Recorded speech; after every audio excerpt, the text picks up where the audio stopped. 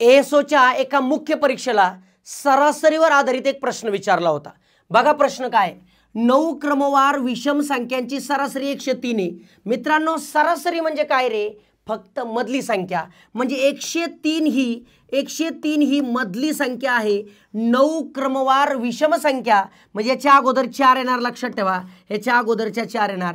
103 च्या अगोदर मोठ्या बरं का, ह्या लहान नंतरच्या लहान म्हणा मोठ्या म्हणा प्रकार, हे लहान म्हणजे 101, 99, 97, 95। आपल्याला लहान नको आहे, आपल्याला मोठ्या पाहिजे, कारण त्यातील सर्वात मोठ्या दोन काय, 105, 107, 109 आणि 111।